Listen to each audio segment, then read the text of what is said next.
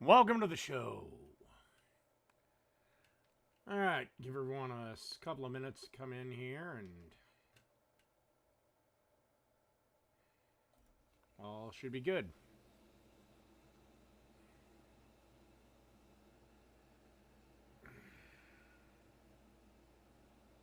Oh, I probably should come up with a name for this.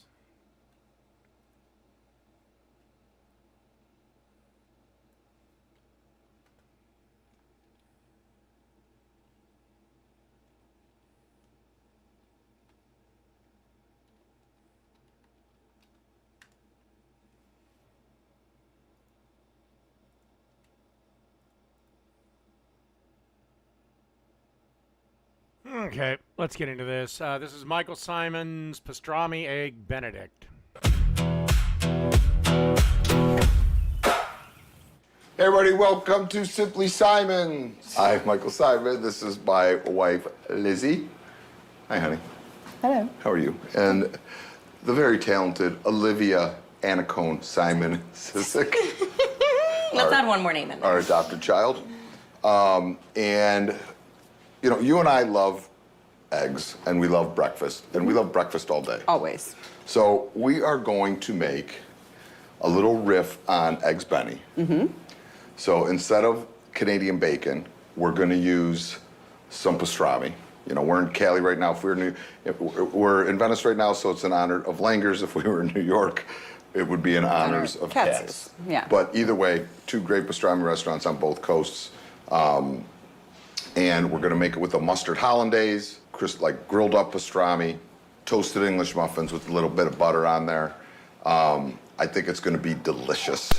Do you like Eggs Benny, Liv? The Wonder Oven Pro is an 8-in-1 non-toxic air fryer toaster oven. Now with 2 new. Boy, you know, when we did Simon's That's Dinners, no. I've just realized you lied a lot. Well, So- here's the thing. There's a lot of things I don't like until you make them. And then I'm like, oh, I actually maybe do like this. So But, what like, don't you like about Eggs Benedict? I'm gonna say it's the poached egg. Am I right? No.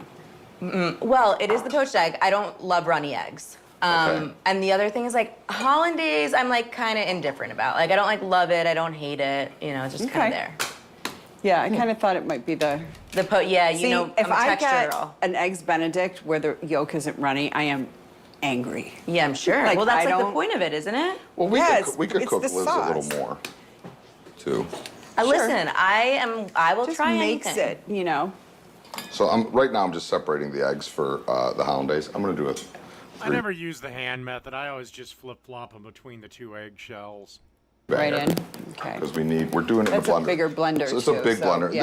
This is the Julia Childs method, where she makes it in a blender. So it's a little bit more foolproof. And I'm gonna show you how to foolproof it just even a touch more.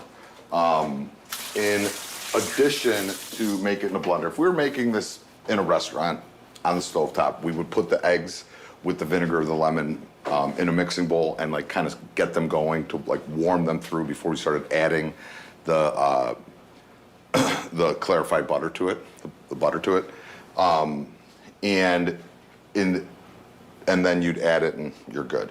In the blender, we don't cook the eggs; we just put the eggs right in. But you can see the eggs are a little below the situation there, so I'll put a little warm water in to get the eggs going. Okay. I'm also going to take a little bit of, again, I would yell at one of my cooks if they did this, but I want to show people how not to worry as much when they're at home. So I put a little cornstarch in there, which So is what would you just say? That's like a. a tablespoon at I tops. don't even. Yeah, I don't. I think it's probably half a tablespoon. It's just, you know, and you're just A putting heaping a teaspoon? touch in there. If you wouldn't do it in your restaurant, why the fuck would you do it at home? And then if you take the fork hunt and make like a little slurry with Okay. this, I'm also gonna put because we're going mustard, so I'm gonna go a squeeze of Dijon in there, Okay. about a teaspoon, and then a couple shakes of Liv's favorite hot sauce, That's the good stuff. Cholula. That is the good stuff. Okay, you're slurried. Slurried. Is slurry a word? Yeah. Sure is. Cooking term. SLURRY. And that goes in. And then we're just gonna put the smallest amount of hot water, warm water, which is gonna kind of get the eggs going and not cook them, but It's just give warming them a them. little bit of heat to take on what's about to happen. All right, so turn this on, and we're gonna start whipping the eggs for about 2 seconds. I'm gonna add that warm water to there. I'm gonna splash. And then we're gonna take our butter, which is almost melted. And when you put the butter in, turn this off real quick. When you put the butter in, I have about 10, 12 ounces, about 10, 12 ounces of butter here melting, whole butter. And what I want to do is I want to, the milk solids, I want to use kind of the clarified part of the butter, not the milk solids, because it's just going to help it emulsify better. Okay, the milk solids are the foamy white part on top Correct. of the butter that splitter and splatter when it's on the soup. Yeah, and it's going to, like, it'll settle a little bit. They kind of see, you could kind of see what's happening Yeah. there. All right? Okay, a little So foamy. I'm going to turn this back on. It's going to splatter a bit. Justin, be careful.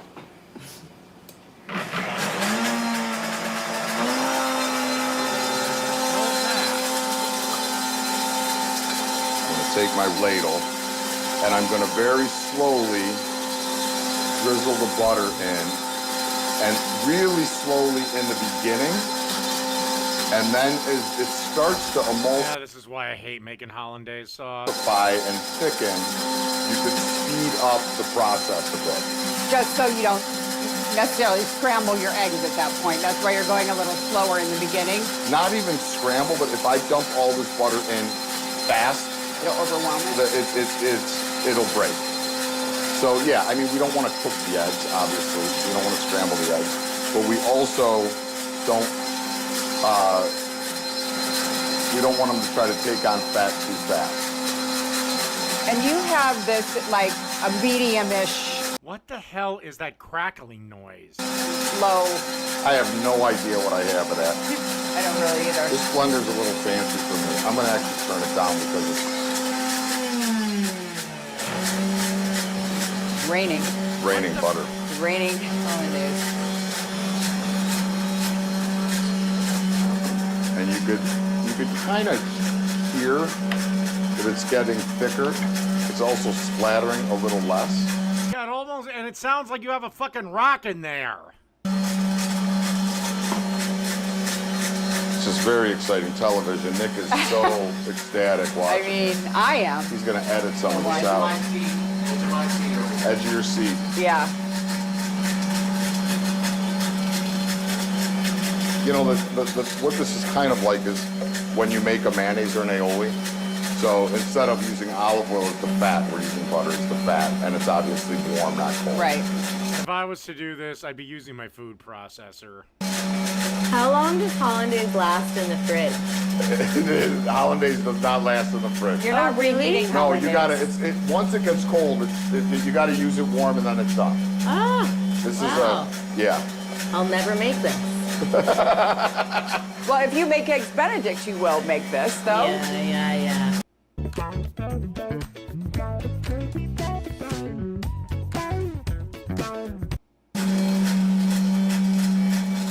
All right. So see how the milk solids are still in the bottom? See the white? The white at the bottom.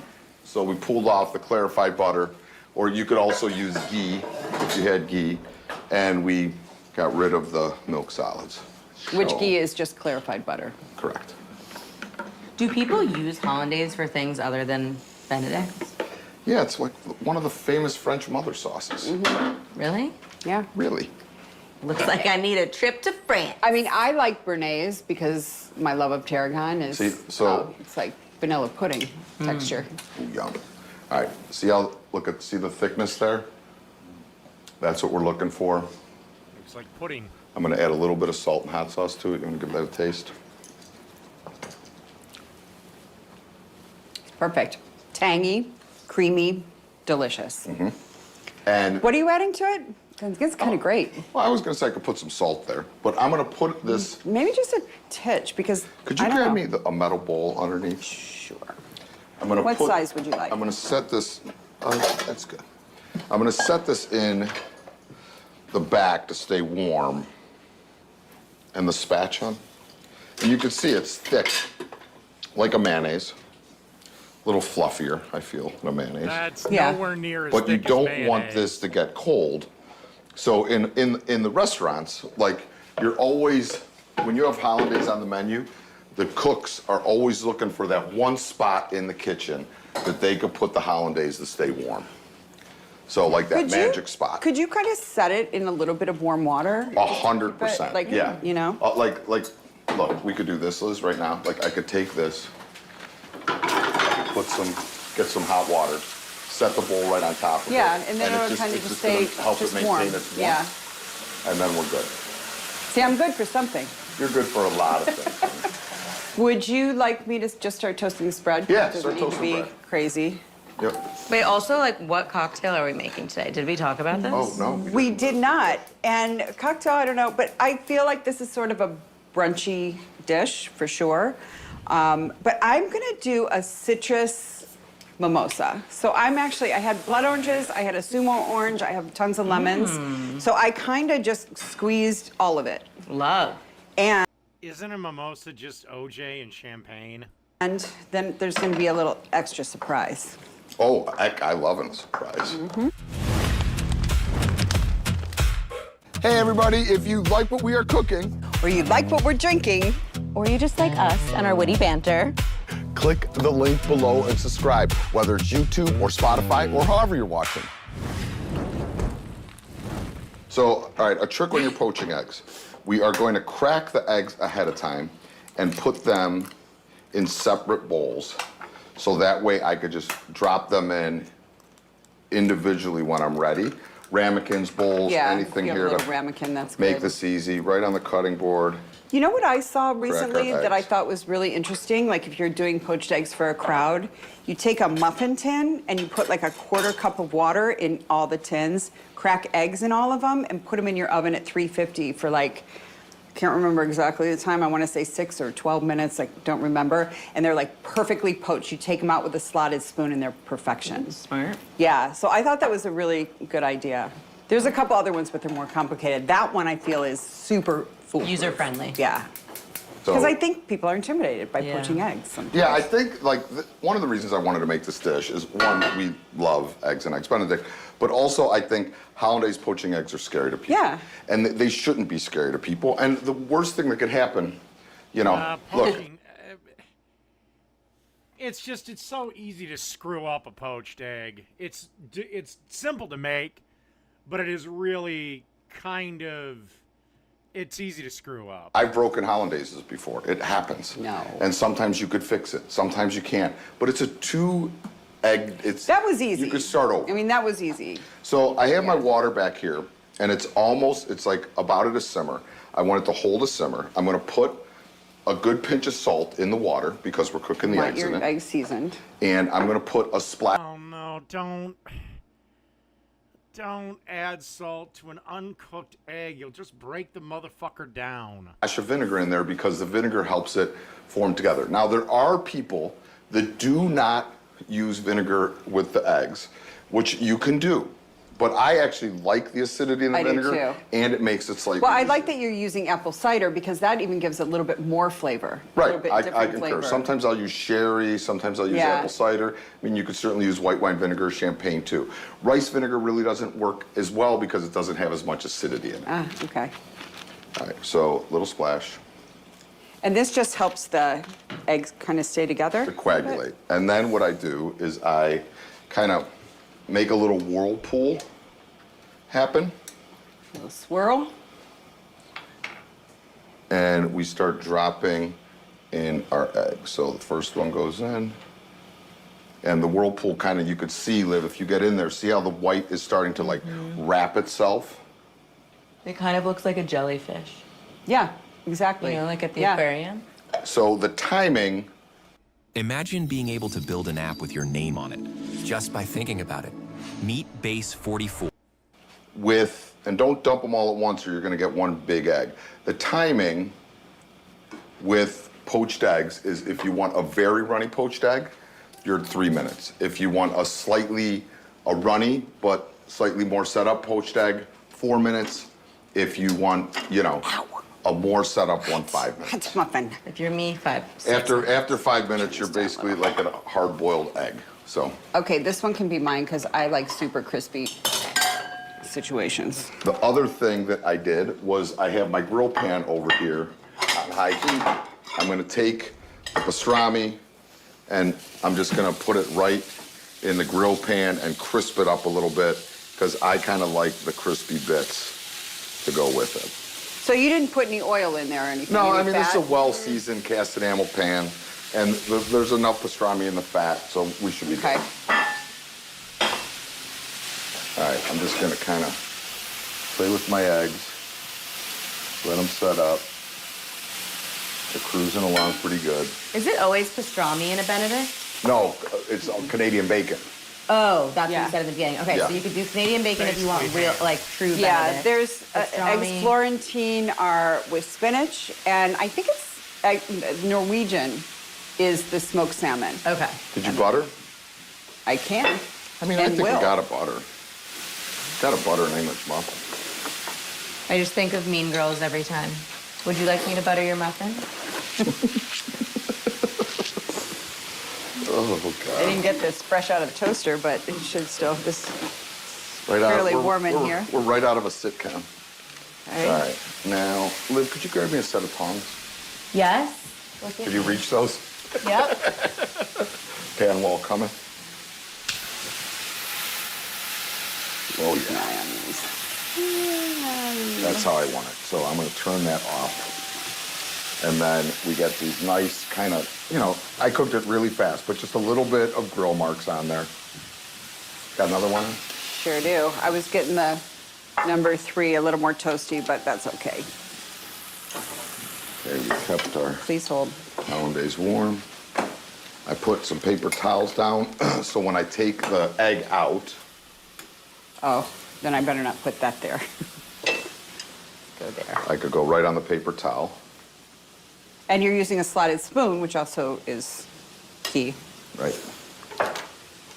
Do you guys ever have, what are they called? Like crumpets? The British Yeah. version of an English muffin? Uh-huh. I like a crumpet. I like a crumpet. I don't have them Crumpets are often, but I Yeah. do. When I see them, I tend Oh, to buy oh, them. oh, oh. I'll fix it. I'll fix it. Let me fix it. Slippery little bugger.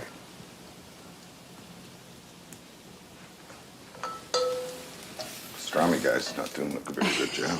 Fire them. Gotta get a little hole in there. Yeah. Make a little nest. Look at Justin creeping in. Get that.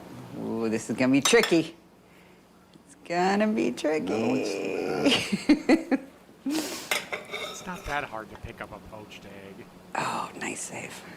Thanks. All right, now, so we have our, Now, this is when you would add probably the pepper because the pastrami is rather salty. hollandaise ready. I'm gonna take some pot mustard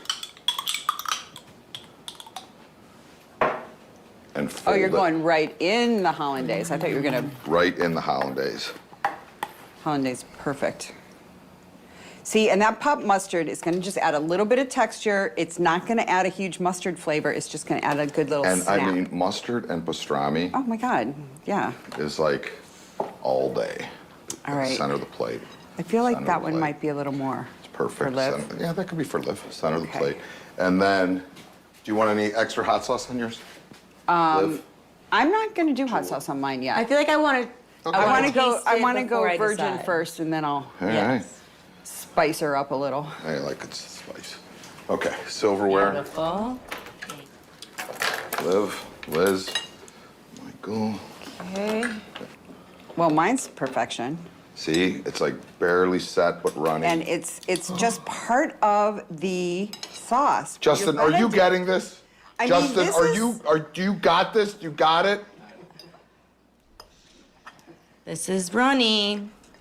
But it's cooked. Yours is totally cooked. You're such Oh my a God, pig. yours is well, it's a little. But Liv, it's No, you know, no, it looks it's- great. I'm just, It's their eggs. You can eat them raw. you know, it's, calling out the think fat. It's sauce. It's just sauce. Think of it as like a mac and cheese sauce. Don't get in your own head. No, I would never do that. Don't Oh go God. there. Liv's gonna go home and read about this for 7 hours. How hot is it? I have to think it crunchy needs it salt with the everything. pastrami. Okay, that is really good. I mean, come on. Yeah. No, you're right. Maybe I've just had bad ones. I don't know. My life was nothing before you cooked for me. This Oh, yeah. Those three have fucked. version with the pastrami is extraordinary. It's the shit. Yeah, I do like it. It's a good little twist. All right.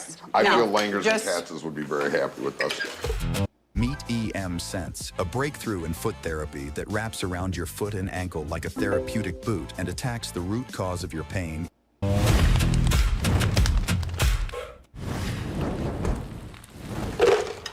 This is sort of my version of a mimosa, all right? Little twist. I'm just gonna do small ones so we don't, get too boozy during our August brunch. Why? That doesn't sound like a I'm problem. doing little tiny baby mimosas. All right. So my blend of blood orange juice, sumo Little tiny baby things. She proceeds to dump the whole bottle between three glasses, which is pretty much the standard glass of wine. oranges and lemon. Stir. I actually, when I juice these, I did strain this because I don't like a lot of pulp. And you just want just a wee bit in there. Wow, Michael, you really hated it, huh? Now, what I did is because I don't like, the one thing I don't like about mimosas is when they get warm. I like them nice and, cold. So I had frozen Oh, that's a cute strawberries that I had put in the freezer. So I'm just gonna plop these frozen strawberries into my drink. Cute idea. And that way, it's gonna keep it chilled longer, and it's also going to add flavor. So they're like strawberry ice Yeah, cream. and it's not like you're making an ice cube works. We're gonna water it down. Right. It's just gonna, and then, you've got, I think these were Harry's berries, Actually, maybe I'll actually steal that idea. That's a good idea. too. Don't tempt me with a good time. Cheers. Cheers, Michael. This isn't gonna happen Cheers. this Let me time. show you an empty plate. I love it. Honestly, Love it too. It's actually perfect. with this, Honestly, too. it's so good. I think it's way better than like a traditional mimosa I do with too. orange juice. Like I really do like too. this flavor. Yeah. So blood orange sumo and a lemon. I like the lemon in there because it adds a little more zippiness. I like it all. I like the Yeah. strawberry ice cubes. I'm gonna just do that in my water. It's actually a great idea. A little trick Right? too, if you're doing poached eggs for a lot of people, you could poach the eggs ahead of time and hold them. What do you And mean then hold just them? you could put them in just a little, they're set up in a little warm water and they'll, Don't they overcook? I still like the muffin pan for or you could a use crowd. the muffin pan version. For a which has crowd. never been tested by us. I'm gonna test it tonight. So good. All right. Let's move on to, this is just one that caught my interest. Where are you? The 90s restaurant fajitas that you have to make at home. Fajitas are still on the menu.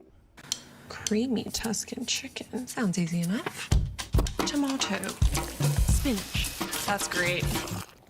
Boom. Added to the rotation. It's delish. Check this out. I'm gonna show you how I afforded this car. Okay, you ready? All right, $118 for car insurance. That's how much I was paying, okay? I picked up the car a few months. This is a dish you could hear coming from a mile away. The whole Yeah, I think, doesn't Chili's or Applebee's still do this? restaurant would stop, heads turning, following this delicious sound and this intoxicating aroma as it floated through the dining room. In a world filled with Instagrammable dishes, things made for the photo, this dish announced its arrival like a train screaming into the station. But in the 90s, short of a hibachi restaurant, this was as much of a spectacle as you were gonna get. And I'm gonna share with you What the hell? the secret to that Maybe your 90s was a little less food varied than mine. iconic sizzle at home. This is sizzling steak fajitas. Yeah, I'd like 6,000 chicken fajitas, please. Now, to me, the #1 way to improve any steak at home is preparing it in advance. It gives you better flavor, better texture, and a better crust. And since these are super thin, we need them super dry so we can get a super nice crust fast. So you can start this earlier in the day, or like me, do it 1 to 2 days in advance. We start with a whole skirt steak, which is one of the longer cuts of meat you can buy. And we need to take this lengthy piece of meat and process it into smaller pieces. I want them in about For me, I prefer top round for fajitas. about 3 to 4 inch pieces, cut with the grain so that once they're cooked, we can cut them across the grain and we'll end up with perfect little slices of beef. Fajitas means strips, so the idea is everything is kind of cooked in a strip. The amount of pieces you yield will depend entirely on the size of the skirt steak you buy. So now we have our portions. Some skirt steaks can be a bit thick. If you encounter that, you could slice them in half and yield a thinner piece of meat so that it cuts into a nice fajita slice once it's cooked. Or you can just keep them thick if you prefer, it's up to you. Set those off to the side while we make our seasoning rub. In a bowl, we're going to add about 2 tablespoons of chili powder, followed by 1 tablespoon of cumin, 1 tablespoon of coriander. Those two are a pair I always add. Another pair is 1 tablespoon of garlic powder and 1 tablespoon of onion powder.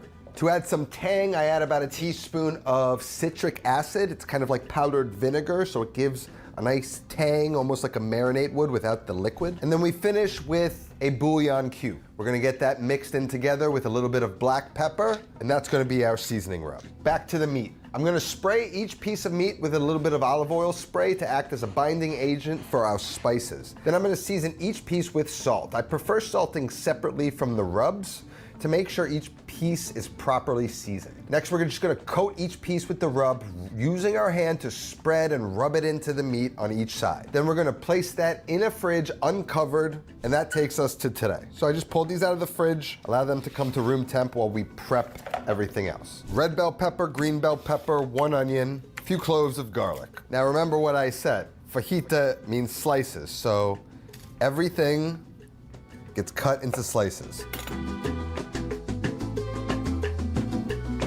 Onion, pretty easy. Take the root and the top off, cut it in half. Pull a layer or 2 of that paper off. Then we're gonna take the onion like this and we're gonna cut around in slices, following the curvature of the onion. As I come around top, I start straightening the blade out. When I get to about here, I push it over and do the same thing. And we're just gonna slice the garlic up.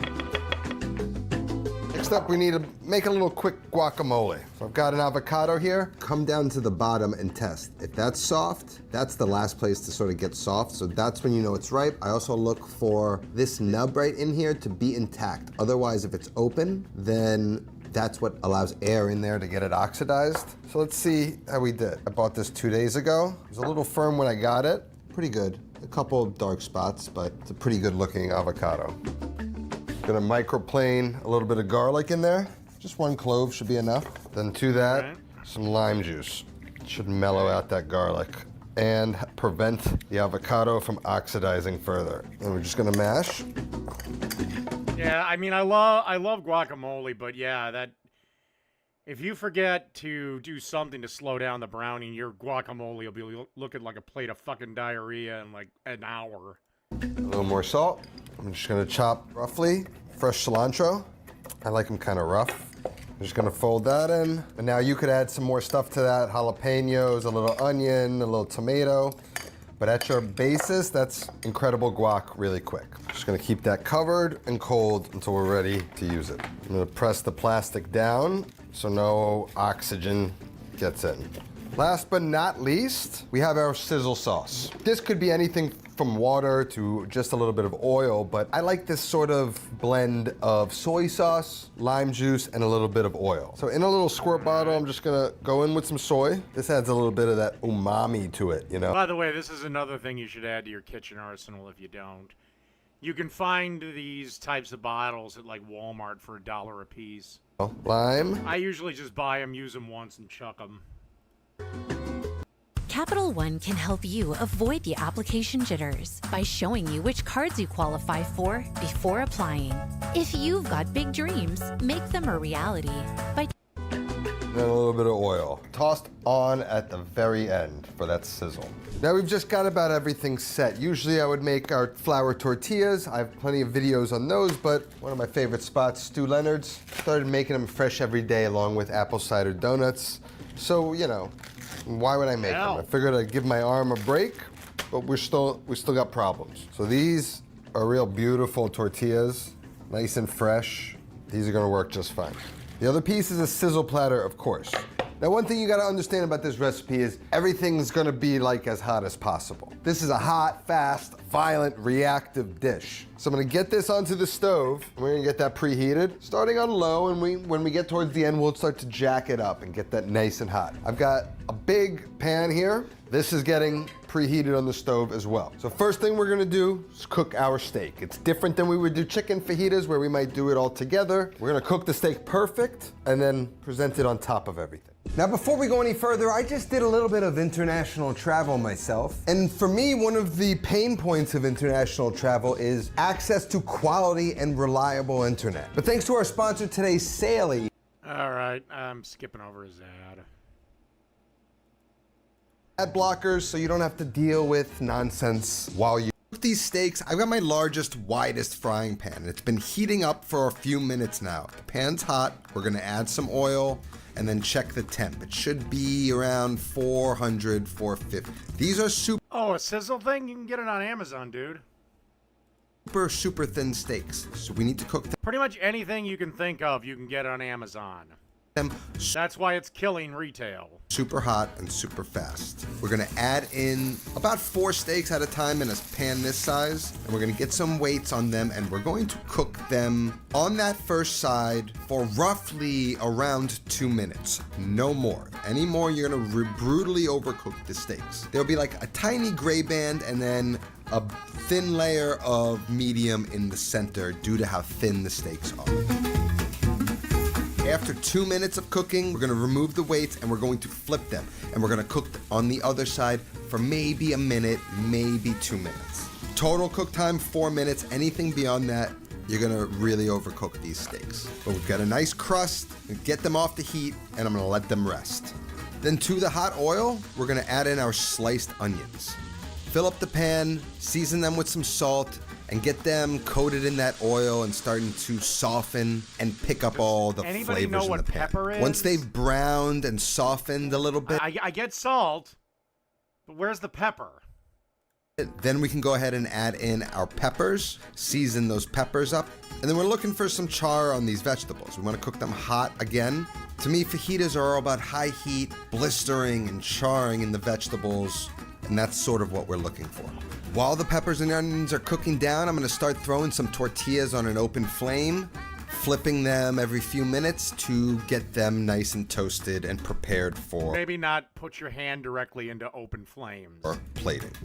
Now, once those peppers have started to soften up a little bit, then we can go ahead and we can add in our sliced garlic and we can begin to marry all those flavors together.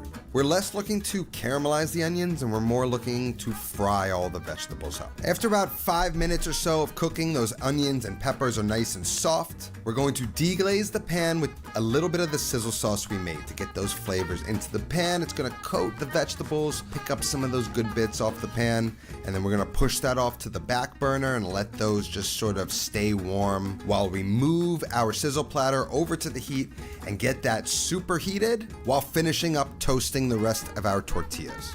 And once your tortillas have warmed up and puffed up, then we can take a towel and we can just sort of steam them in the towel while we make our way through warming up all of the tortillas.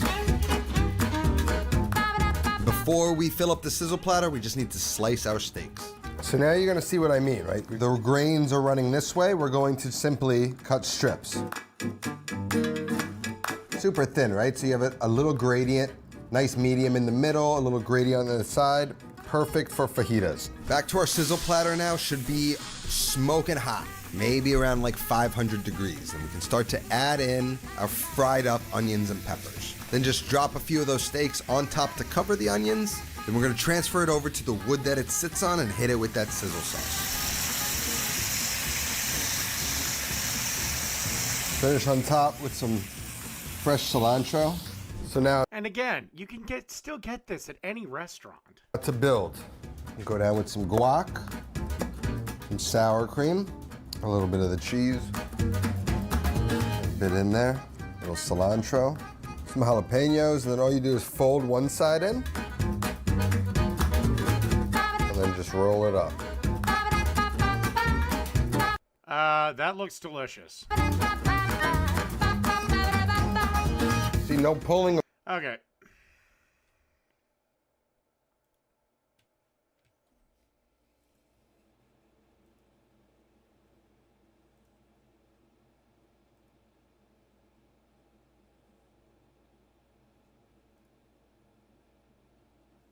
Let's do some shorts.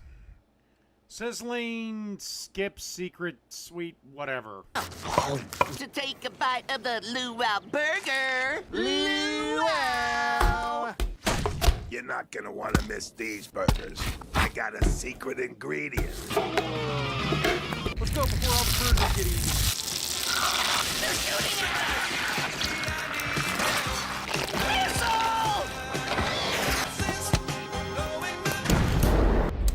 Dude, check it out. To take a bite of the luau burger. Luau. You're not gonna want to miss these burgers. I got a secret ingredient. Let's go before all the burgers get eaten.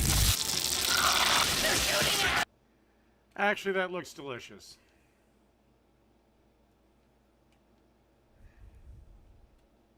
Loaf sandwich, please. One of my faves. Oh, meatloaf sandwiches are delicious.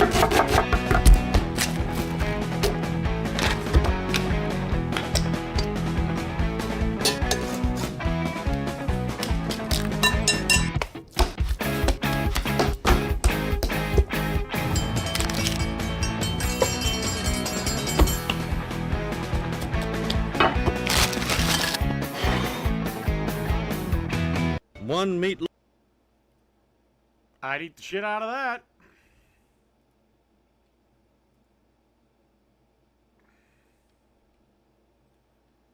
All right, apparently this is the best burger I'll ever make. Cheeseburger.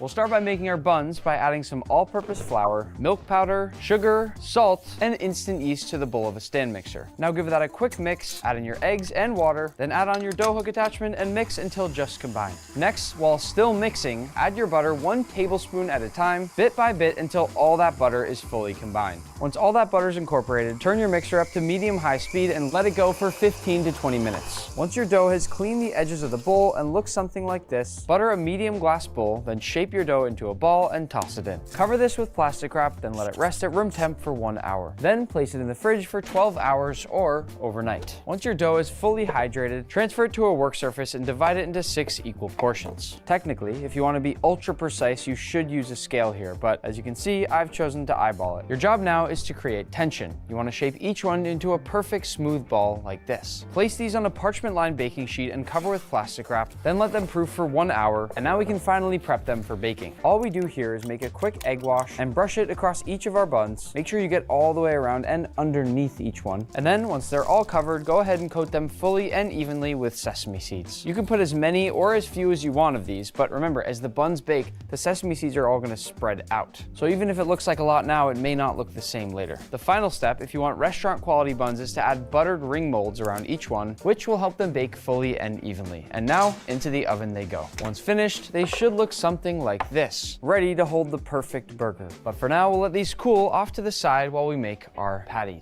Our patties will be made of 3 different meats. The foundation is chuck, which gives you that beefy classic burger flavor. Then short rib, which gives us that marbling and richness. And finally brisket, which gives us fat and juiciness. As I grind, I'm gonna alternate, and that ensures that these 3 different meats blend into each other evenly. You may be wondering, why are we making our own burger patties? Why not just buy pre-ground meat? I could give you a lot of reasons, but I think the best reason is control. I can grind it to the exact size I want, which gives the perfect texture to my burgers, but also I know exactly what that that fat to lean ratio looks like. But I guess the most important thing you need to know is that it just tastes better. There are 3 things to know when shaping patties. The first, And if you want to have a mid-rare or medium burger, you really should grind your own meat.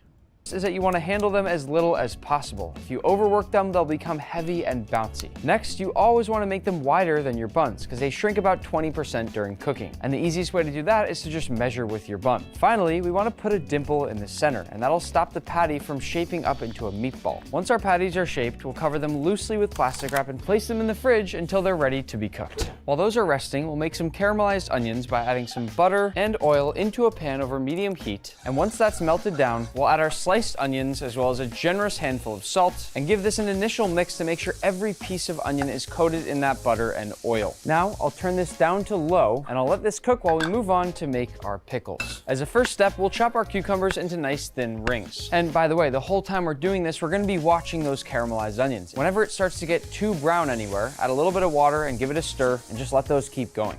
Back to these, I like my pickles cut super thin in a burger so they don't slide out. All we do here is add them to a jar. What we're doing right now, by the way, is called the quick pickle method because it takes literally just a few minutes. And then we'll move over here to a small pot and add some water and vinegar, as well as some sugar, salt, peppercorns, crushed garlic, chili flakes, and a bay leaf. I'm gonna take another look at my caramelized onions here. Just a quick splash of water and another quick stir. And now that this has come to a boil, I'll pour it carefully over my cucumbers. Do not cover this right now. That'd be dangerous because of how hot it is. These are gonna turn into pickles very fast and they are so much better than what you can buy in a jar. The longer you let them sit in this liquid, the stronger they'll taste. Last thing to do before we cook our patties and assemble our burgers is make our secret sauce. For this, we'll add mayonnaise, Dijon mustard, a little ketchup, a few chopped pickles, as well as a little splash of our pickle brine, vinegar, garlic powder, onion powder, smoked paprika, and a touch of lemon zest. My caramelized onions need more attention. See that dark char around the edges there? That's what really gives us that deeply caramelized flavor. And then every time you just use that liquid that you add to scrape all of it off. They're becoming all jammy, all those sugars are caramelizing. Look at those, you could stop them whenever, but I'm gonna let them keep going for just a touch more. Let's give our secret sauce a good mix. Sometimes I love if the secret sauce has kind of this beautiful bright pop of color, so I add a little bit of extra paprika or turmeric. Once you're happy with your secret sauce, carve this up and toss it in the fridge until you're ready to assemble. That means pickles,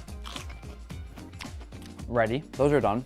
Caramelized onions, perfect, jammy, those are also done. So now, to cook our patties, first step is to do one final shape. You just wanna make sure now that you're happy with how they look. I'm also gonna cut my parchment so I can pick up and easily move around my patties as needed. Just before cooking, I'm gonna hit each of my patties with salt and fresh cracked pepper on both sides. And once they're ready, we'll preheat any kind of heavy bottomed or cast iron pan. You wanna get it ripping hot. Oh no. And once that oil begins to smoke, we'll I can't tell you how many times I've done that. add on our patties. I've got my buns right here so I can easily measure when they've shrunken up enough. Once you've got that nice golden brown char, go ahead and flip, then add your cheese. I'm using 2 pieces, I like a lot of cheese. And then get creative with whatever method you want to melt it. I feel like I do something completely different every time. While those melt, I'm gonna quickly fry off a couple French fries here. I just bought some of my favorite frozen fries. Today was not the day to make homemade fries as well, but I do still feel that if you're gonna put in all this time and effort making these beautiful homemade burgers, you might as well at least have some solid fries. And while those finish, I'm also gonna toast off my buns. I'm running out of space here. To toast my buns, I'll first cut them in half, then melt down some butter, place each side of my bun face down, making sure they're coated with that butter, and toss on a lid to let it steam. People hate on frozen fries, but they can be some of the best fries I've ever had. Listen to this. Wait till you hear the crunch. They're insane. Our patties are done. What's great is that my patty should now be the perfect size for my burger bun. Our buns are beautifully toasted, our fries are crispy golden brown, which means it's time to assemble. We've got our bottom bun, secret sauce, some iceberg lettuce, tomato, our first patty, then our pickles, second patty, then our caramelized onions, some diced red onions, a little more burger sauce, and finally, that top bun. Before we taste, one last thing. I feel like no one ever eats burgers and fries in a fancy way, so just dump these out, press it down a little bit. Don't get mad at me for that. It's a big burger. It really is one of the best foods. I'd eat the shit out of it.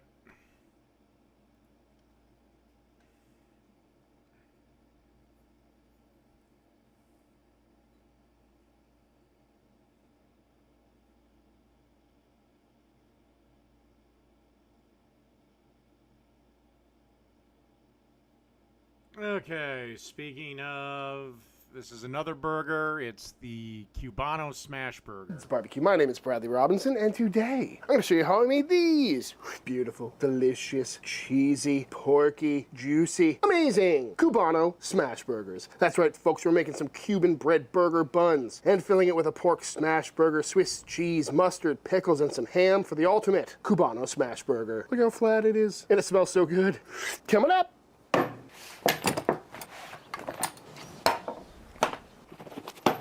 This is some meat.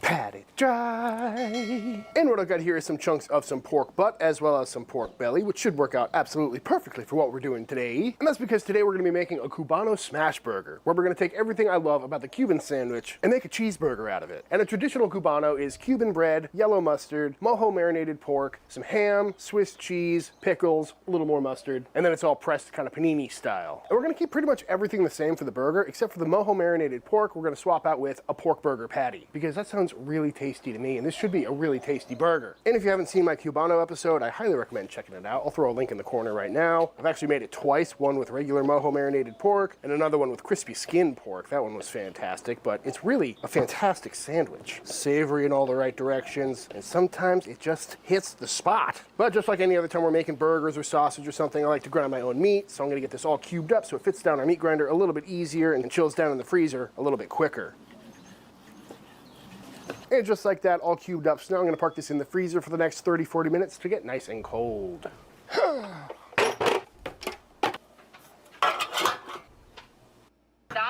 calling me. You sound like a psycho, I swear to God. I'm calling you to let you know that we're going to pay off every loan you have. Like, it's literally a good...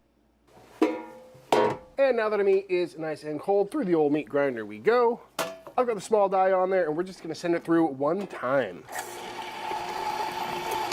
Beautiful, nice clean grind on that, looking very nice. So I'm gonna go ahead and give this a quick little mix to make sure all the fat is evenly distributed and work the meat just a little bit so it's not too crumbly, but definitely don't wanna overwork it. And then we're gonna form these into some 1/4 pound meatballs.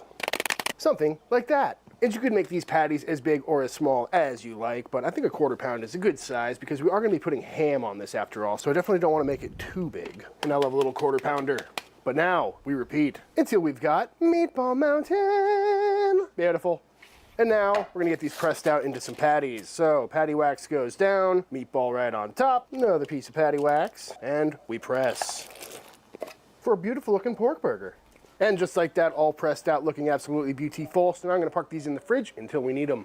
Next up, let's go ahead and knock out some Cuban bread burger buns. Starting with some warm water, our sugar, and our yeast. And give that a quick little mix. And then in with our bread flour. And let that come together. And once that's come together, in we go with some lard, as well as our kosher salt. And now we're gonna need this for about 6 minutes. And once you've got a nice smooth dough ball, into a grease bowl we go. I'm gonna cover this up and let this rise for the next hour to 90 minutes. And once our dough has doubled in size, out it comes. Boop. Looking absolutely beautiful. And now I'm going to portion this into some 95-gram dough balls. And then we're going to grab a dough ball and form all the seams to the bottom, pinching everything shut, and then give it the old table roll for a nice smooth topped ball, like that. And once all balled up, I've got these on a sheet tray with a little bit of cornmeal down there to add some texture to the bottom. Now I'm going to cover these up and let these rise for another 45 minutes or so, or until they're doubled in size again. And now that these are looking nice and poofy, I'm going to pop them into a 350-degree oven for probably about 15-20 minutes. Just like this, no egg wash for these. I want these to come out a little bit on the blonder side. So just going in raw dog. And just like that, fresh out of the oven, these are looking absolutely beautiful, smelling fantastic. Got that nice blonde, pale look to them. So I'm gonna go ahead and park these on a wire rack and let these cool down for a little bit. But they do smell incredible. Next up, let's go ahead and knock out some pickles for these burgers. Starting by going into this jar with some fresh dill, a few cloves of garlic, some yellow mustard seeds, and black peppercorns. And a whole bunch of some thinly sliced up cucumber. And for our brine... Actually, specifically, that is seedless cucumber or English cucumber. I've got 1 cup of water and 3 cups of white vinegar. followed by some I'd love kosher to know how salt these damn and some things sugar. work. And we're gonna bring that up to a boil. And once up to a boil and all the salt and sugar have dissolved over the cucumbers we go. And we're not gonna spill a single drop.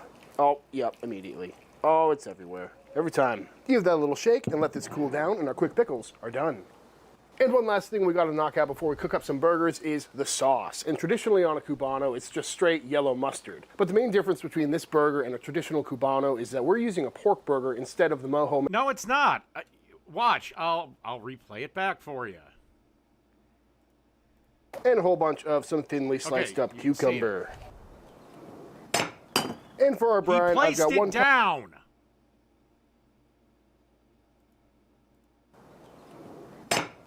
And for our brine, I've got 1 cup of water.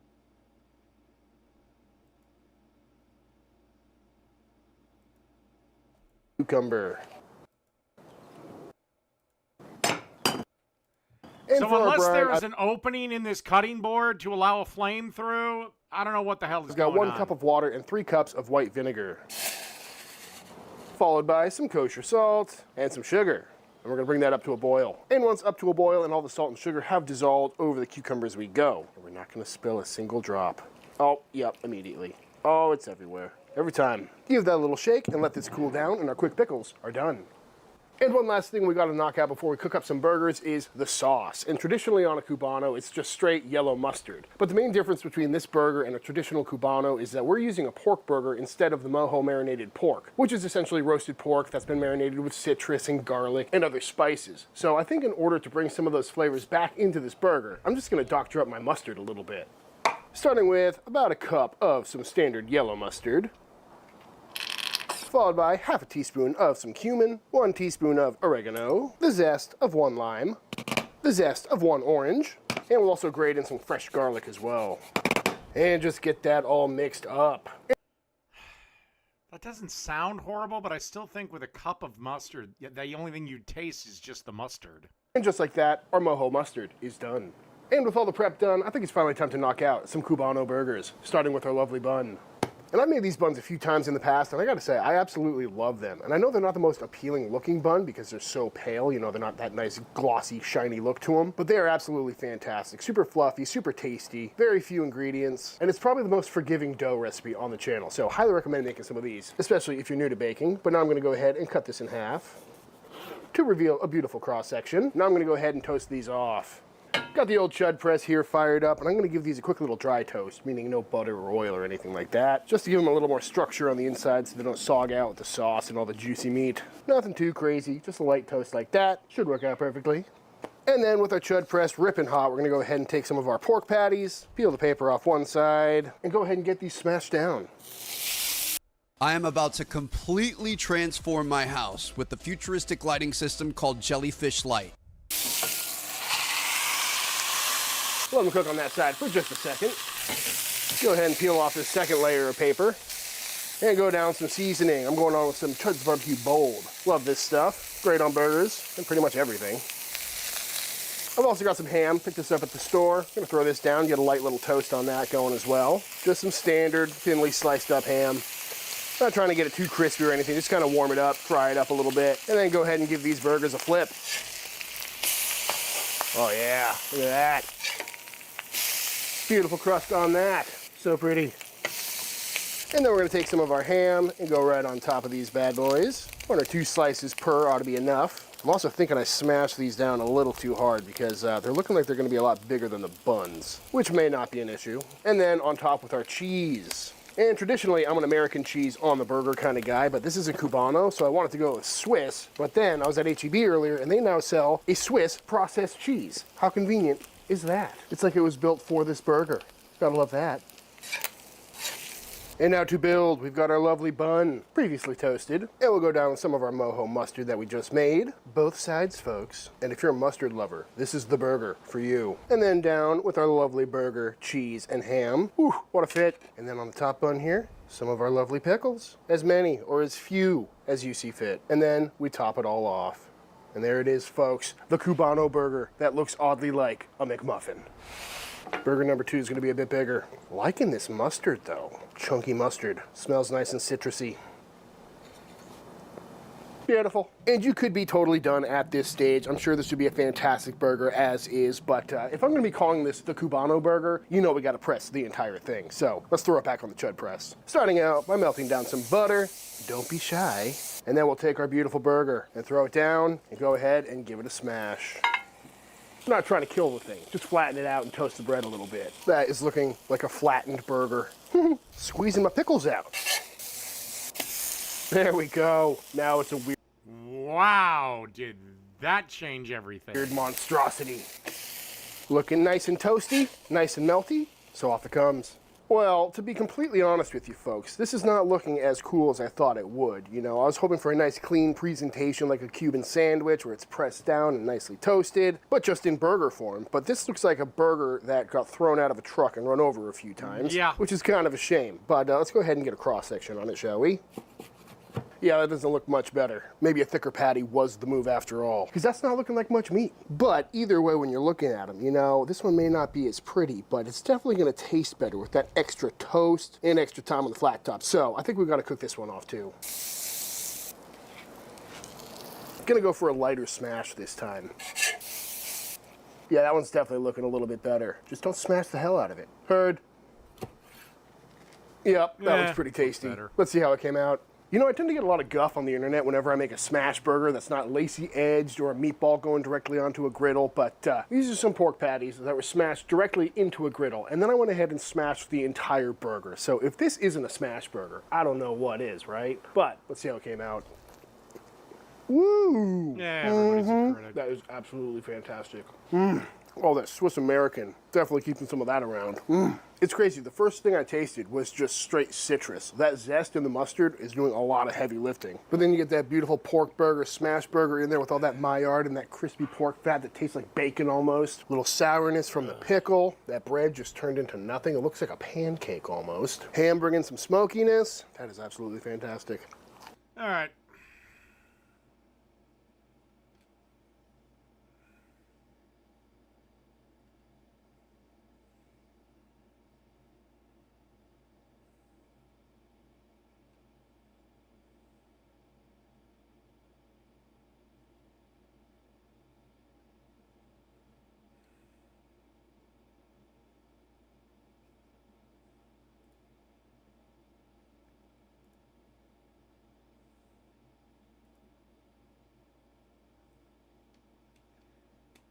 Apparently this is Showtime Central, whatever the hell this is.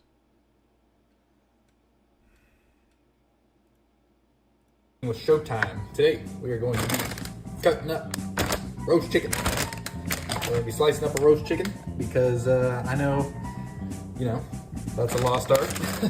Not a whole lot of people know how to cook up or roast, not exactly roast a chicken, but how to cut up a chicken. So I'm going to show you how to cut up a frickin' chicken. First things first, take this shit out of the bag. You can roast your own chicken if you want, but I'm too lazy to do that shit. So I just got one from Safeway. Of course, always make sure you wash your hands. So I'm gonna do that.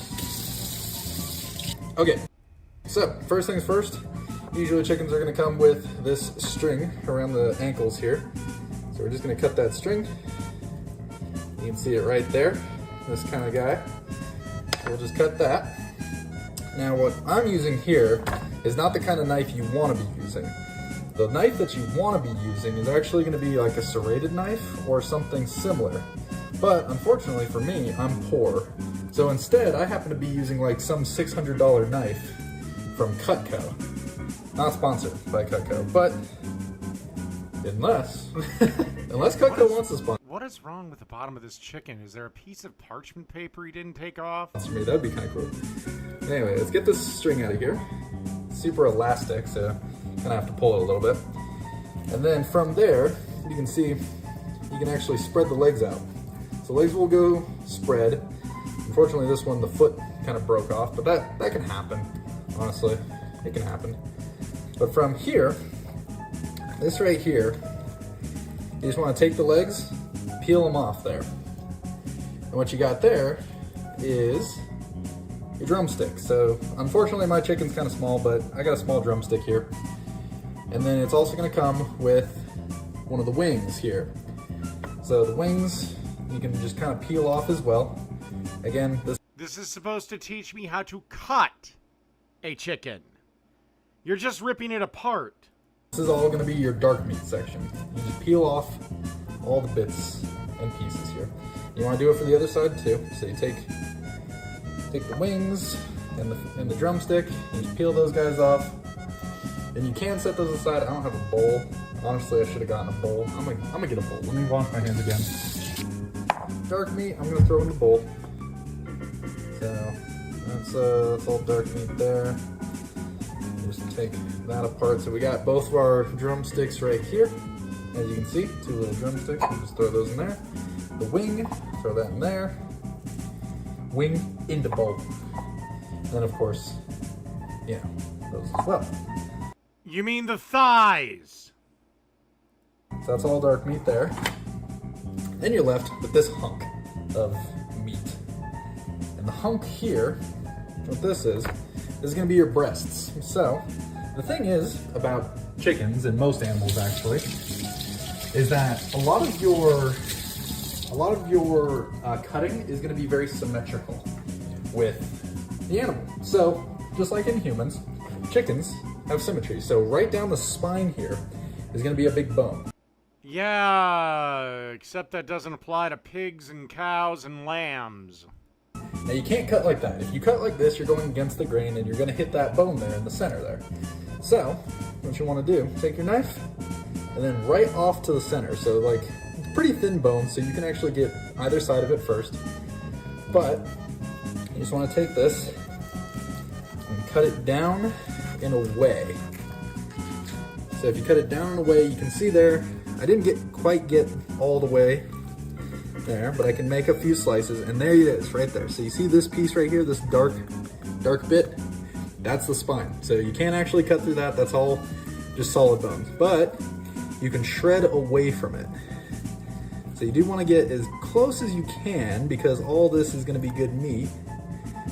But you don't want to cut into the bone, because the thing is about birds and, well, just chickens, birds, all that kind of stuff, is that their bones are hollow. So you can't actually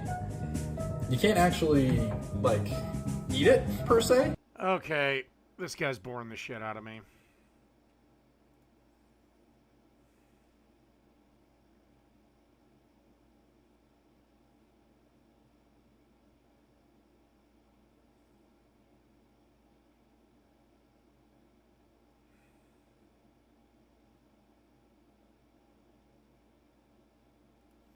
Alright, let's see if the beard guy can beat this challenge.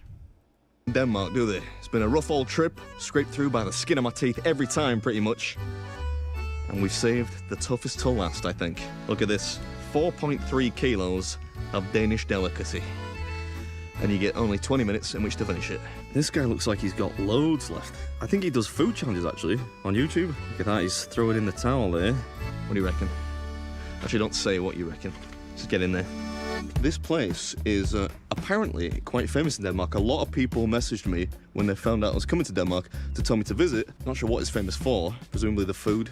I would imagine the owner's probably not a knife swallower or a juggler. I don't know what I'm talking about. Let's get in there. Have you got the challenge on your t-shirt? Yeah. Can I see it? Is that the t-shirt you win? Yes, that's a t-shirt. You win this t-shirt? Yeah, and then you get on the Hall of Fame. Yeah? Yeah, with your picture. I see that. There is nobody on there so far. No. So apparently the map there, there's different parts of the world on it because people have visited from there just for the burger. Apparently the burger's like really famous. Yeah? Yeah. Which do you reckon's the furthest away? Argentina, it's got to be. San Francisco's got to be up there. If we're saying that's Argentina, that's San Francisco, you're gonna have to just give me this one because I'm almost certainly gonna lose today. Can I have one victory today, please? Oh, you win, San Francisco. I thought so. Wrong. Hall of Shame, the Danish YouTubers. So I've sort of got to lose so the Danish YouTubers feel good, I think. Sort of fall on my sword a little bit. That's the excuse out of the way, perfect. Doing business today, kid. A little worried about this one, you know. A little worried. That guy on the Wall of Shame, he does food challenges, from what I'm told. And I think he's pretty good, so the fact that he has lost is sort of concerning. So, what we're doing today is a giant version of what they call a Danish pølsemix, which, according to the internet, is a popular greasy and savoury Danish fast food dish consisting of deep-fried or pan-fried sliced sausages, often red sausages or hot dog sausages, mixed with French fries. As far as I can tell, it's a big version of that, accompanied by some burger patties. Hey, look at this crew video, but I'm doing my own vlog in here. Yeah. Is it big?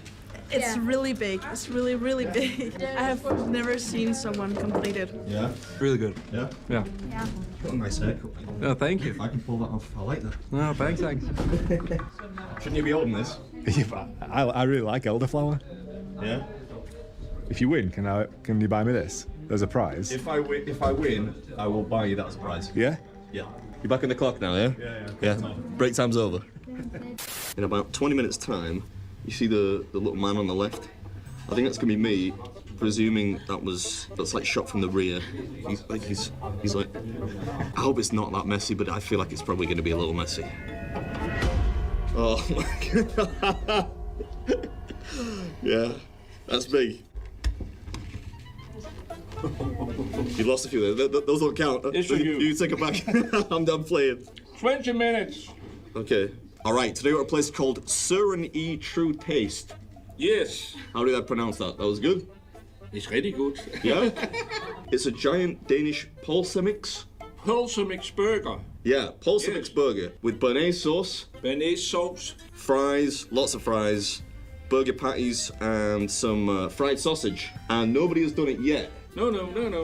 And how much does it cost? 450. 450 Yes. Danish crowns. But if you finish it inside 20 minutes, it's free, and you get this t-shirt. This t-shirt. I need that t-shirt. Have you seen that? Do you think I need more of the sauce? I think you definitely don't need more sauce. Could I have like a little bit more béarnaise sauce? Yes. No. It's very tasty, yeah. Okay. Yeah, it's good. Thank you.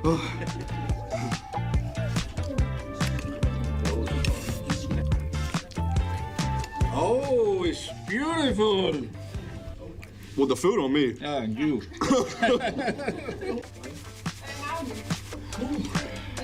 Oh, this sauce is killing me. I need some root beer or something to cut through it. Is there any chance I could get root beer? The Bundaberg? Thank you so much. Oh, thank you very much. Thank you. To cut through the béarnaise sauce because it is creamy. Oh, man, it's so much. It does look a lot like, doesn't it? A lot of bit to dip your chips in would be nice. Not swimming in it. All right, Adam, that's 10 minutes, mate. Come on. Yeah. We can do this. I'm doing all right. I think you've done really well there, mate. I think that's the majority of the sauce done. Thank God. Oh.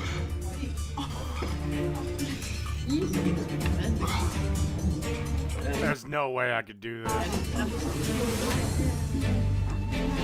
The chef said the beef would not be a problem, so I'm taking him at his word. Hopefully he's telling the truth. Is it worth the trip from Ecuador?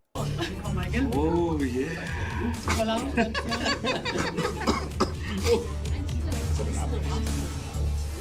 Even the ginger beer's not cutting through it.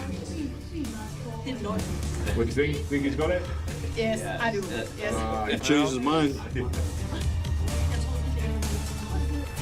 I always knew he'd do it. Again, I have to ask: was this guy just born with a fucking second stomach? Why did I get more sauce? Why? Oh my god, you're gonna do it. I'm trying. Yeah, you can do this. You 4 minutes. Okay, I'm trying. Yeah, I know you can.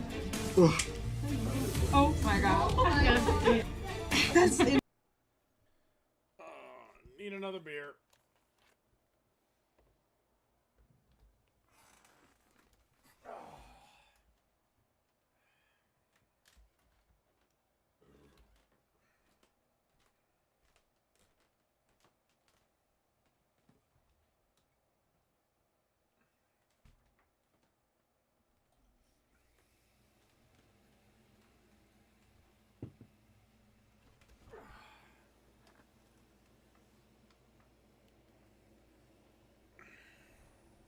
insane. A time. Oh my god. What's a little more béarnaise sauce? That was a good decision. All right, is that clean enough? Yeah, that's perfect. Okay. Yeah. All right, this is Bear Meat's food. And that was Surin E True Test's Pulsar Mix Burger. Yeah, monster. Just about beat. I did it. 17 minutes. That was delicious. Thank you very much. Wall of Fame! How much do you regret the extra béarnaise sauce now? Do you wish you'd have listened?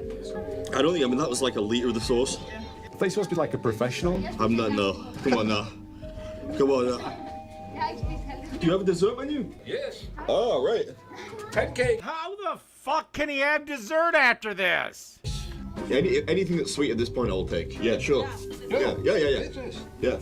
Ah, crepes. Ah, Thank you very much. thank you. Thank you. All the Americans will be saying, man, those ain't pancakes. You're right, they are really more like crepes or crepes.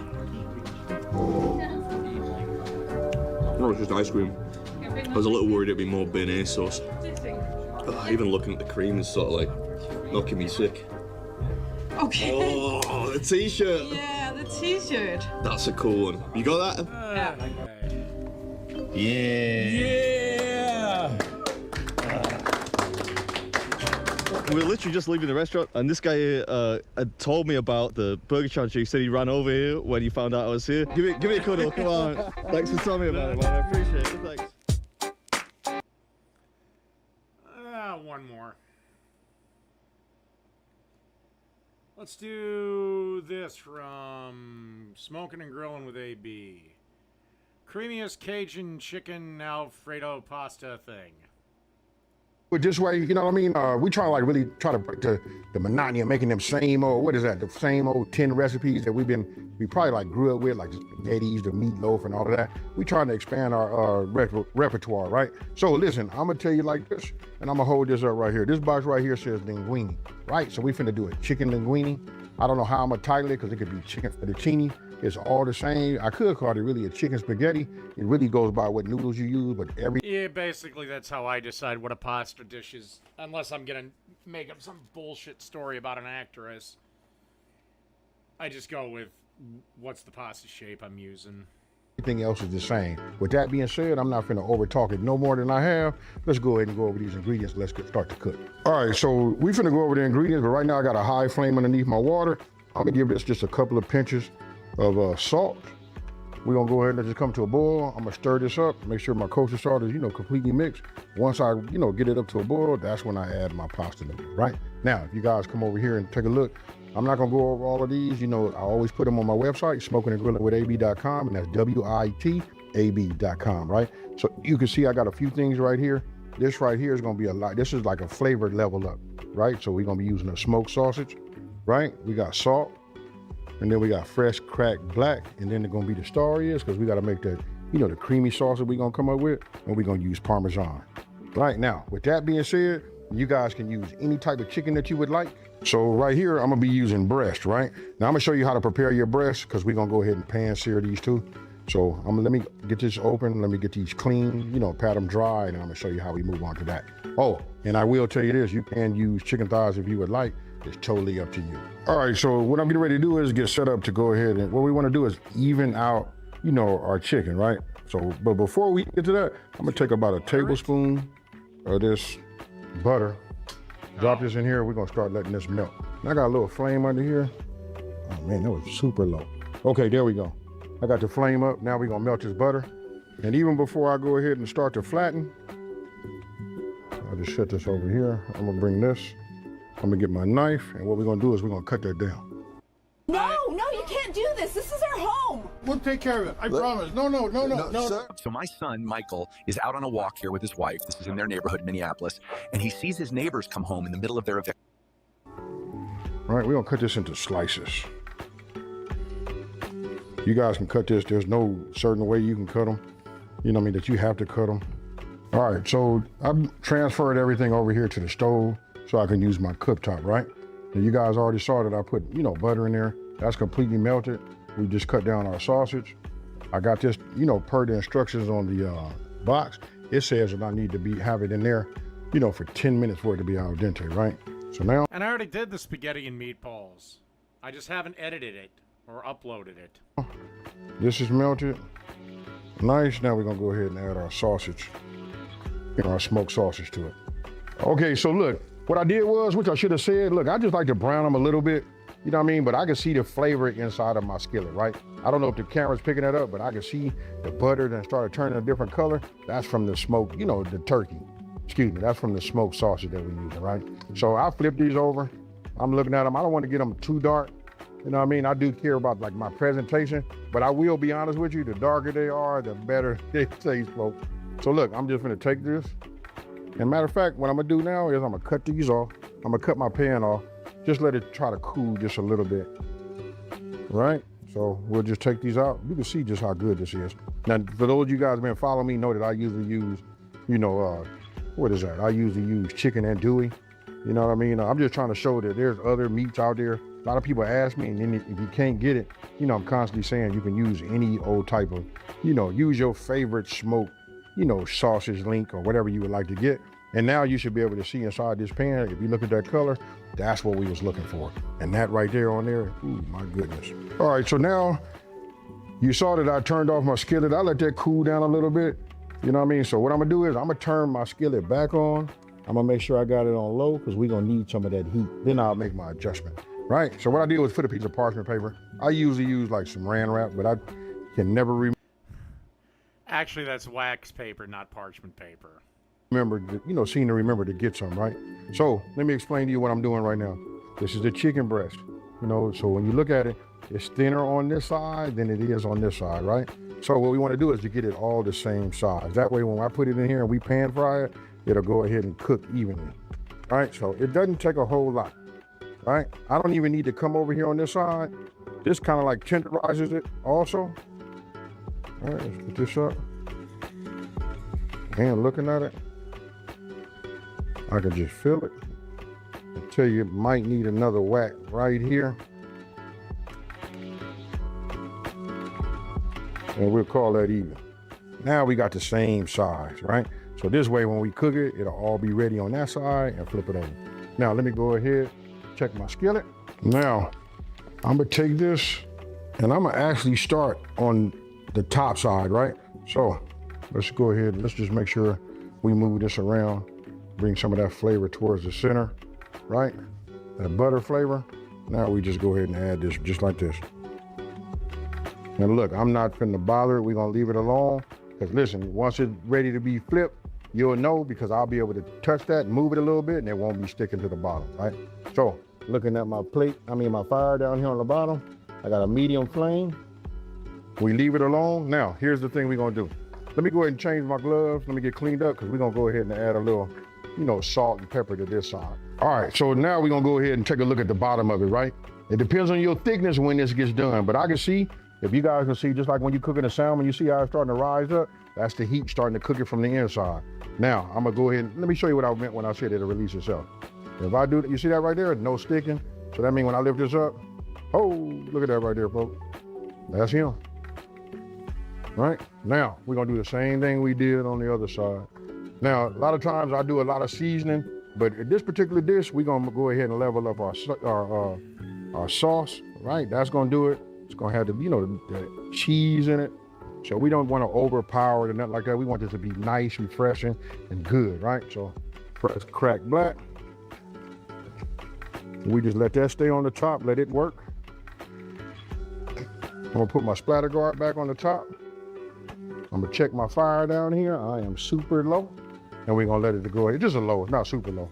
It's just a low flame underneath the bottom. And then when this is done, we're gonna take this off. And the way we're gonna know it's done is, you gotta get yourself one of these, folks. You don't have to. I know my grandma didn't cook with that. Some of you guys don't cook with it either, but I got a meat thermometer. This is the chicken, right? I wanna make sure I got 165. That's it. 162 is a good time to take it off because it's gonna rise about 5 degrees anyway.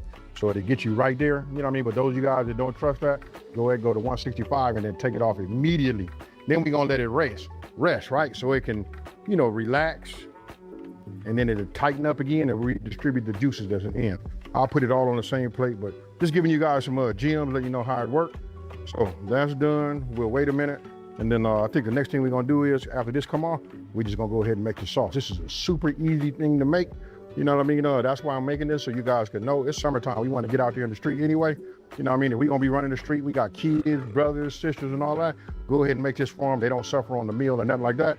And by the way, I apologize, folks. Once you go ahead and you finish making your, your pasta noodles, always save, make it best practices to 100% always save some pasta water. That's it right here. I got a cup. Yeah, make sure you do that. Okay, so now what we're gonna do is just add the rest of our butter, right? So you want to get this, melted. I turn my fire off because I want to have like a low heat under here. So I want everything to kind of like cool off, right? So after I see that it stopped doing this, it had already started cooling anyway. You know what I mean? But I could just tell the way it's melting that it is starting to cool, nice. Put this in my sink. Now I'm getting ready to, I've already loaded up my, my garlic press, and now is the time that we're gonna go ahead. This is another reason why I like to go ahead and turn my fire down, right? Because I don't want to, burn my garlic. You just want to let it, be nice and hot until it infuse with the butter. All right, so we add some more. Right, so that was just 3 garlic cloves. Don't forget, you guys, on my website, smokingandgrillingwithab.com, and that's WITAB.com, for the full recipe. Right, so now I just move this around like this. There's still enough residual heat in here to go ahead and let it do its thing, right? So, there we go. I want to buy your house. I can pay you cash for your house, no matter what condition it's in. Okay, now you want to bring in your flour, and then we want to put a little flame underneath the bottom. So what I'm doing is now I'm making sure that my flour has plenty of butter and garlic on it. Making a nice roux. Right, what we want to do now is like cook that out. And that butter picks up a lot of what it does is it picks up a lot of the fine that's inside of there too. So you see the little dark color to it? That's what that's about. Just picked up that fine. This is the flavor. All right, look at that. And mostly you had that right here. You know why? Because I put seasoning on that chicken, and it kind of like just cooks it into the bottom. But if I had any veggies, put that in here, this would be smooth as a baby. Now I can see right there, what we want to do is we just want to, I guess, just keep moving this around. I'm gonna exchange my spatula, for a whisk. There we go. And what we're doing is cooking that flour taste out. All right. So after about like a minute and a half, right, on low, I start to add, check this out, I do my milk first. Remember, I changed everything. I'm using the whisk now. Now as this warms up, you'll notice it won't be so separated, right? It just works itself in. Only curse about making your own sauces is you'll never be able to have store-bought sauce again. To the milk.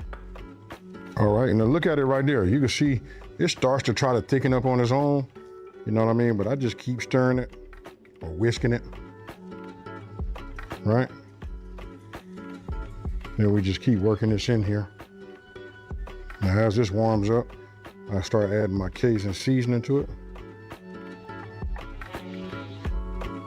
Now you just want to incorporate all of this, and then we're gonna cook it down. We're still on a low heat, so we let it take its time. If you guys gonna stand over it, you can add a little bit more heat to it, like a medium low, as long as you constantly stir, right? Now while that's thickening up, right, now we just want to go ahead and grate, right? So take your Parmesan, remember folks, if you can, grate your own cheese. It melts better, no waxy film, no residue in your sauce, none of that, all right? So just go ahead and do this. Just like this, if you can, right? You're only gonna need about a cup of this, right? But then I come over here, you wanna make sure you don't want nothing to get too thick on you, right? There we go, look at that, that's about ready.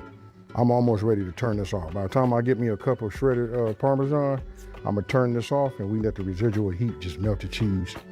Look at that right there. I'm gonna leave that there because I'll be right back with it. All right, so now I just turned my fire off. And now what I'm gonna do is just start adding some. right? I just sprinkle it in, and it's all about the whisk action. Remember, turn that fire off, right?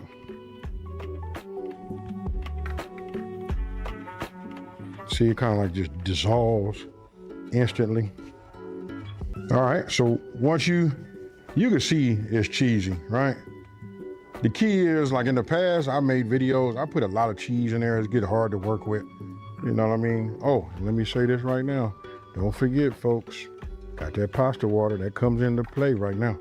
You know what I mean? So we got it. We don't have no fire underneath the bottom of it or nothing like that. So now, let's go ahead and not enough pepper. Do this. I kind of like this, fluff it, separate it. You know what I mean? Then you'll feel it get nice and soft again. Look how it falls now, right? Oh yeah. All right, so now we just go ahead and add a little bit. I'm gonna actually fold in, right? So let's go ahead and exchange this. My whisk, I don't need that no more. We'll bring this here. And just to show you guys, give you guys a clue of how it is, right? Because we called it cheesy, but we want it all to be like this, right? And the pasta water is gonna help it stick, you know, to the pasta, folks, right? So we just add some. It's really not that much to be doing it all, you know, separately, like little increments. We can get it all in here, but I just want to show you guys, right? So when I say fold, I mean, just bring it over here back and forth. Got some nice cheese on here too. Yupper. Now, if we're gonna talk about the presentation and all of that, listen to this. You remember we had the sausage. I'm gonna add some of this, but I'm gonna put some on the top just for decoration. You know what I mean? So you can see, look at the color. The thing is, when you put it in here, it doesn't look the same. You know, I gotta take pictures. I had to get y'all here some kind of way, right? So actually I'm finna change this out and we finna go back with a pair of tongs. And so now that I got my tongs, you know, I'm gonna actually put just a couple more in here, but I still like to save some, right? And because they get coated, you know, with our sauce, right? It just loses that rich color that it has, where you can just see all of the flavor. But you guys are getting the gist of it. Now, if it gets too thick, that's when we start introducing, you know, our pasta water to it. That loosens everything up. But look at that right there. We don't really have no problem with no noodles being covered or nothing like that. Only thing you really left to do is to put this on a plate, or however we're gonna do it, right? Hit it with a little parsley, give it a little bit of that decoration, you know what I mean? A little bit of that green, make it pop even more. Take some pictures. And then, I can't wait to eat some. Okay, folks, so look, I went ahead, you know, put this right here in the middle just so I could take the pictures. That's probably why you guys are here looking at this video, you know what I'm saying? But look, you can cut this down, give people a couple of slices, they can put it on there because there's plenty of meat, right? We got smoked sausage, the chicken, you can see that. Ooh, look at that right there. But what I'm gonna do now is I'm gonna just go in here and get me a little bit of this. I done already. The chicken I don't get. He should have either diced it or sliced it. Tasted it, folks, so ain't no need me faking or nothing like that. It's already fire. So listen, if you guys are looking for something weeknight, anytime, I just gonna say that, anytime, right? And you know I can't do that without no meat, folks. So we put that on there and use that as a stop. But you guys can see this right here. I'm gonna go ahead and just take this down, y'all. Cheers.